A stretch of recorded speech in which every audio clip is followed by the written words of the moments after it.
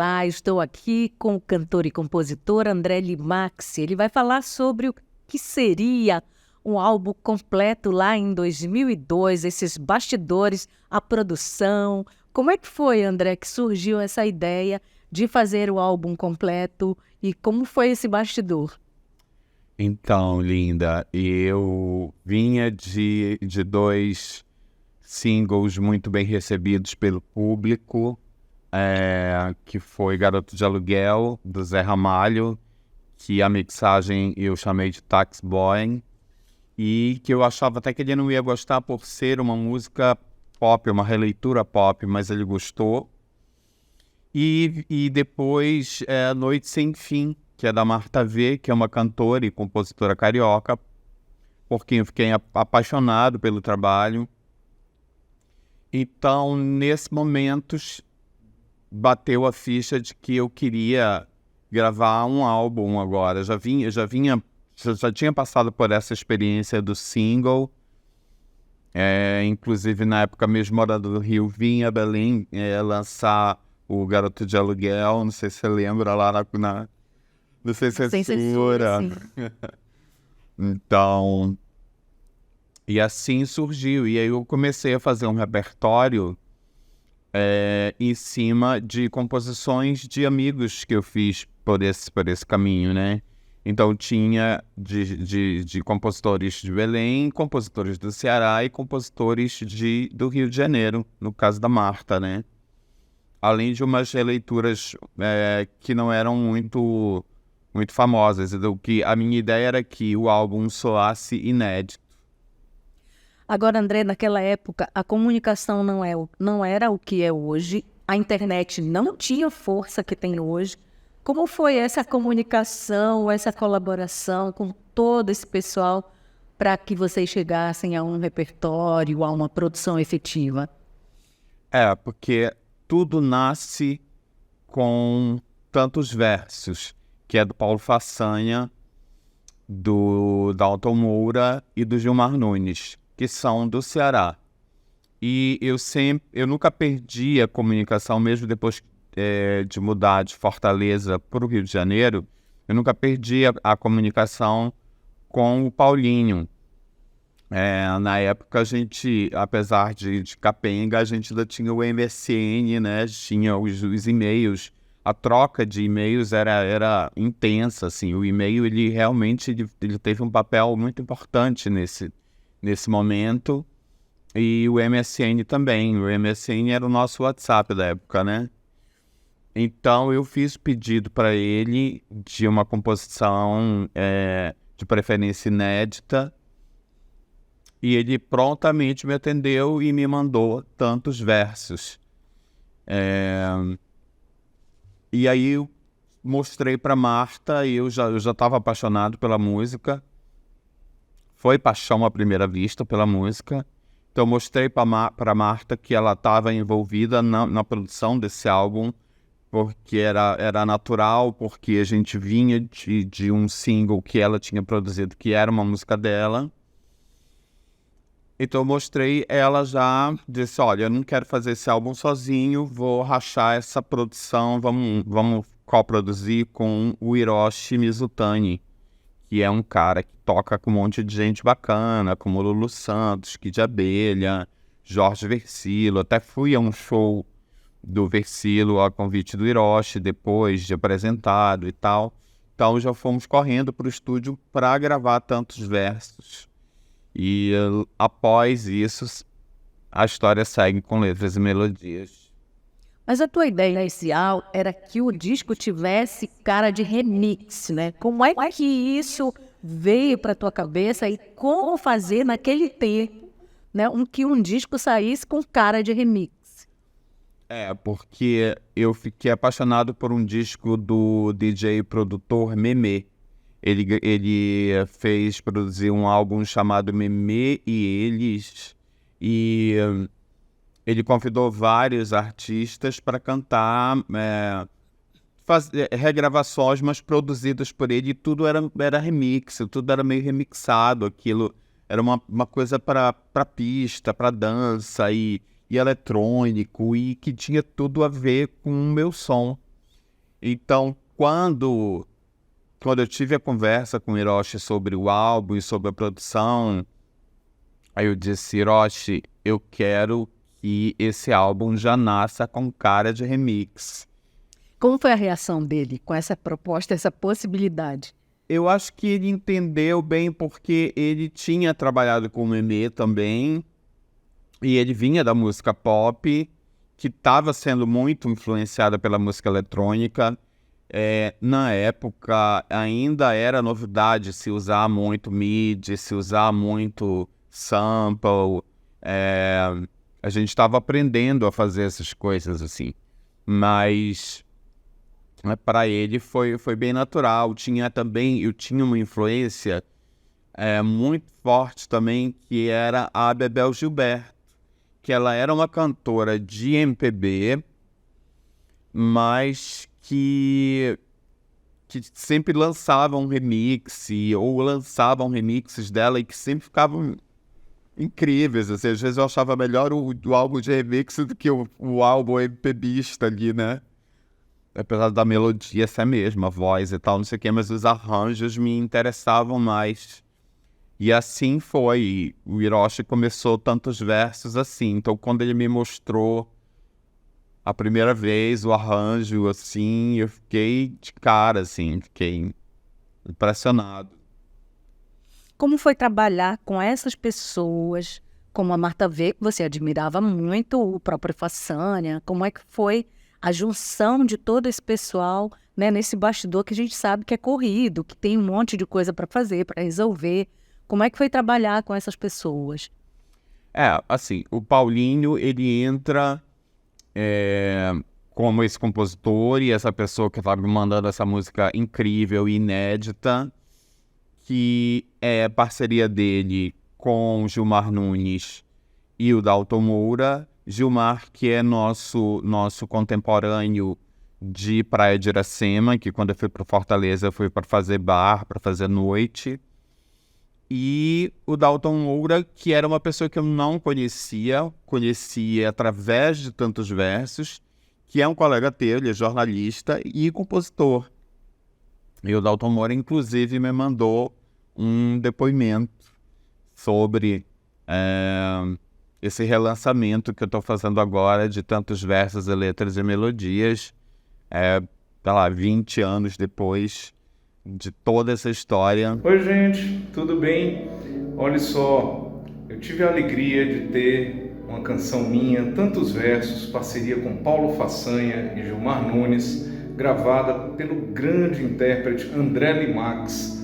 E essa alegria ela é renovada agora, que essa canção está completando 20 anos e ganhando um lançamento de tantos versos na versão do André Limax, com um apuro, um arranjo maravilhoso, com um gás, um impulso eletrônico, uma intensidade, uma força, uma energia na interpretação e ao mesmo tempo uma expressividade, um sentimento muito grandes. E é muito bom ver que essa versão continua absolutamente moderna, contemporânea, instigante aos nossos ouvidos. Então, muito bom saber do relançamento dessa canção. Obrigado, André Limax, e fiquem com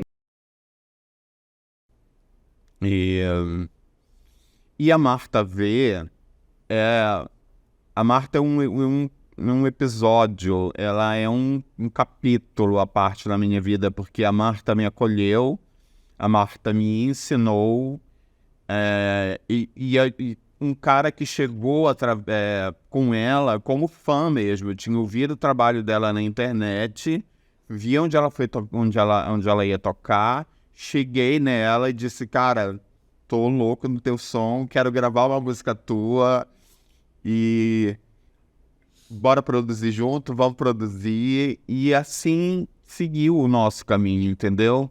E é dessa forma que chega a Marta V na minha vida e segue comigo nesse álbum que acaba se tornando o maxi single, tantos versos, letras e melodias, produzido por mim, pelo Hiroshi e por ela. Como é que foi para ti a decisão de transformar o que seria um álbum num maxi single, que são 2 músicas num disco só? O país passava por uma crise energética, se eu não me engano. No Sudeste, eu tive a impressão que sente-se esse impacto muito mais... Forte. de forma muito mais forte, muito mais rápida. Então, todo o orçamento que era voltado para fazer um álbum acabou sendo cortado. Eu fiz a gravação de Tantos Versos, depois letras e melodias. Comecei a fazer a terceira música, que seria uma música inédita na época, da Adriana Calcanhoto, mas que acabou se perdendo. Eu não tenho nenhum registro disso, então nem se iludam. Isso não existe. Perdido meus... Como diria a Rita Lee, não sou uma pessoa de backup, perdi tudo, foda-se. Então foi assim. Agora, além da sonoridade remix que tu querias para esse que seria o álbum, né? Tem a sonoridade de Slave for You, da Britney Spears, que também tiveste ali um insight de querer fazer algo que tivesse essa pegada. Na verdade... Como foi essa história, direitinho? Na verdade, isso foi a Marta ver também. A Marta, quando a gente estava procurando uma batida, porque assim, ela tinha a letras e melodias, já tinha uma gravação dela, voz e violão, e tinha uma coisa que nessa gravação eu queria que ficasse, que era um que tinha lá, e eu disse, eu quero que isso fique na música. Ela disse, pois é, mas a batida pode ser essa daqui. Aí eu, que assim, cara, não tem nada a ver. Ela disse, tem a ver, olha só. E aí ficou, né? E tem essa lenda, assim, de que se você prestar muita atenção ali na batida, você ainda sente ali a cobrinha da Britney Spears passando por ali, né? Como foi que os outros 2 autores de Tantos Versos reagiram quando viram o trabalho, né, pronto? Como foi a reação desses 2 autores que também partilhavam, né, contigo essa experiência? Porque assim, eu tinha comunicação mesmo direta com o Paulo Façanha. E aí, quando saiu a pré de Tantos Versos, Letras e Melodias, na verdade, Tantos Versos, eu enviei para ele e ele ficou louco. E ele ficou louco ao ponto de sair mandando para todo mundo, assim, tipo... E aí mandou pro Gilmar, mandou pro Dalton, e todos me mandavam e-mails dizendo, cara, ficou incrível, ficou sensacional. Porque a versão original de Tantos Versos, ela é uma bossa nova, assim, é um... Em cada... sabe, era uma coisa muito MPB mesmo, né? E aí, tê-la transformado nessa coisa Clubhouse, assim, sei lá, não sei nem definir muito bem o que é, mas até hoje ainda acho contemporânea, sabe? Ainda acho Acabou ficando atemporal, né? Serve a qualquer momento. Moderno. Ainda acho o som moderno, embora eu não saiba muito definir. Mas eles ficaram felizes, impressionados, assim, mandavam e-mails, assim, dizendo, pô, ficou muito incrível e tal. E o Paulinho, que ainda não tinha gravado a música, eu lembro que depois ele até experimenta a minha versão, uma versão parecida com essa no show dele, assim, de forma pop. Depois ele grava a música na versão original MPBista e tal. Parafraseando a música, tu farias tudo outra vez se preciso fosse desta mesma forma? Ou tu mudarias alguma coisa nesse processo? Linda, eu acho que sim, eu acho que eu faria tudo do mesmo jeito. Eu acho que, porque na verdade não tinha como ter sido de outra forma. Eu acho que isso me levou a ter experiências incríveis. Eu acho que trabalhar com a Marta foi maravilhoso. Ela tem me levado até o Hiroshi Mizutani, que é um profissional assim de primeira categoria. Abriu caminhos musicais para ti. Abriu caminhos musicais. Muitas pessoas souberam quem eu era por conta disso. Então, acho que não. Acho que o caminho seria esse sempre, sabe? Para chegar a tantos versos, letras e melodias. Olhando para trás hoje, qual o significado que tu dás para essa experiência, com esse trabalho, para tua trajetória inteira até aqui? É muito importante. É muito importante, assim, ele é tão importante que essa vontade de lançá-lo nas plataformas de músicas atuais agora, que a gente tem essa forma de distribuição, até porque a mídia da época era o CD. Então, os CDs você fazia, eu fazer 2.000 cópias, 3.000 cópias, e eu acho que todo artista vai meio que entender isso. A gente acaba se perdendo e acaba os discos, acaba a mídia, e quando você vê, você não tem o seu próprio disco. E agora, com as plataformas, né, pelo menos está ali. E aí, isso era essa música é tão importante, essas músicas são tão importantes para minha trajetória, que eu precisava que elas fossem incluídas nesse meu catálogo das plataformas de música. Inclusive, tem um fã argentino que eu tenho contato e que ele pedia sempre: você tem que colocar tantos versos, letras e melodias e tal. Então, Pablito, beijos. Ele apresentou também meu trabalho. Eu tenho lá um fã-clube lá na Argentina, lá em Buenos Aires. Então, Que maravilha, né?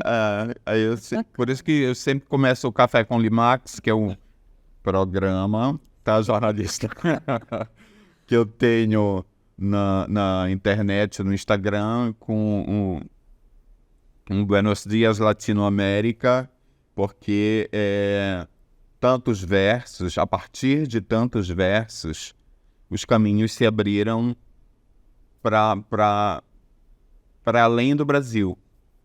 Sim, isso é importante, até porque, como tu dizes, na música, ficar abaixo do asfalto não é bom, né? Já na minha música autoral, eu já comecei a inserir. Olha só, projetos futuros, como é que andam os projetos futuros? Linda, a minha cabeça está explodindo criativamente.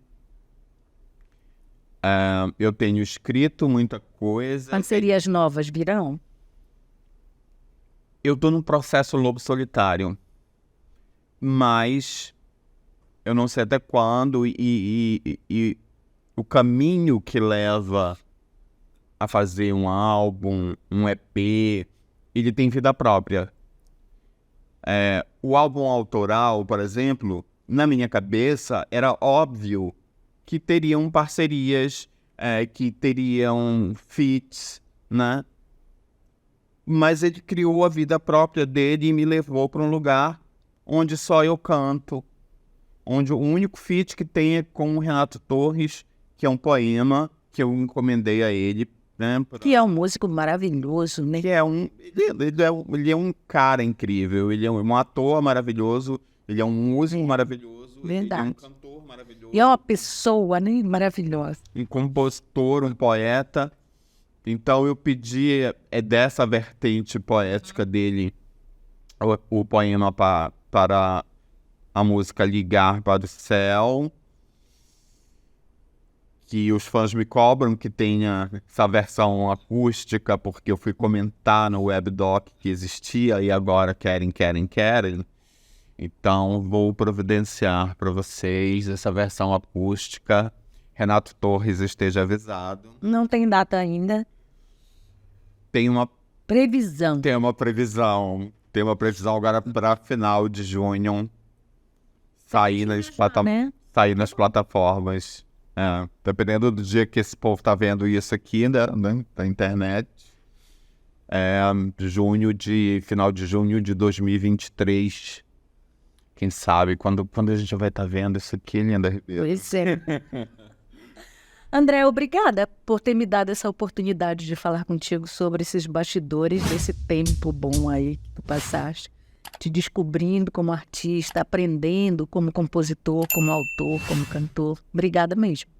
Obrigado você. Gratidão eterna.